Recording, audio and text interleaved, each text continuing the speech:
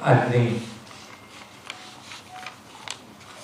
Press કોન્ફરન્સમાં મારી સાથે ઉપસ્થિત પ્રદેશના યશસ્વી અધ્યક્ષ સી.આર. પાટીલજી, મારા વડીલ મુરબ્બી સુરેન્દ્ર કાકા, મહામંત્રી રજનીભાઈ, ગોરધનભાઈ, યમલભાઈ, મારા બે સાથી મંત્રી જગદીશભાઈ, હર્ષભાઈ, આપ સૌ પ્રેસમાંથી પધારેલા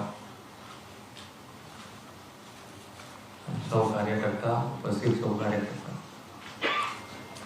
રાજકોટની જે વાત છે હમણાં જ કીધી છે એ પ્રમાણે રાજકોટમાં જે ઘટના બની છે એના દુઃખ સાથે આ લોકસભાનું જે રિઝલ્ટ આવ્યું છે એને અમે વધાવીએ છીએ. 26માંથી 26 બે વખત આવ્યા પછી આ વખતે પણ અમારા પ્રમાણે જે મહેનત થઈ છે સૌ કાર્યકર્તાઓથી માંડીને લોકોમાં જે પ્રજાજનોમાં જે વિશ્વાસ હતો એ વિશ્વાસના આધારે અમે પણ 26માંથી 26 આ વખતે પણ જીતવા માટેનો પૂરેપૂરો પ્રયત્ન કર્યો. પણ ક્યાંક ને ક્યાંક કોઈ કચાશ, કોઈ ભૂલના કારણે એક સીટ એ નથી આવી, 25 સીટો આવી છે. માન્ય નરેન્દ્રભાઈના નેતૃત્વમાં ફરીથી આ લોકસભામાં ઇલેક્શનને વધાવીને પ્રજાજનોનો આભાર માનીને, કાર્યકર્તાઓનો પણ આભાર માનીને, આપ સૌ પ્રેસ મીડિયાનો પણ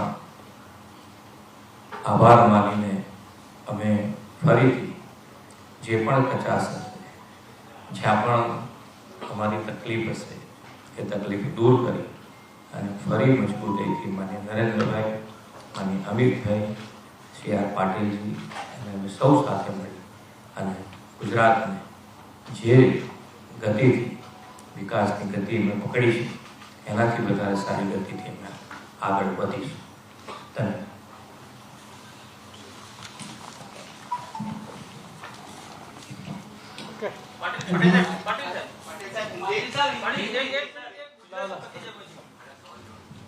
તો આપ નિહાળી રહ્યા છો અત્યારે સીધી જ પ્રેસ કોન્ફરન્સ ગાંધીનગર કમલમ ખાતે. અત્યારે ફિલહાલ આ પ્રેસ કોન્ફરન્સનું આયોજન કરવામાં આવ્યું છે.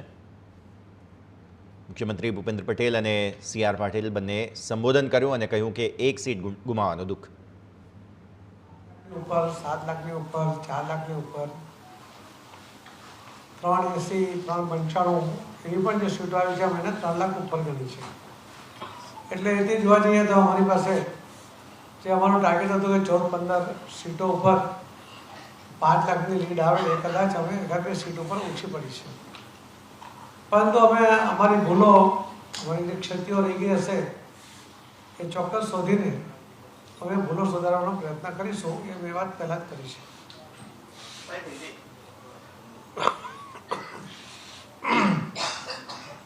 नमस्कार.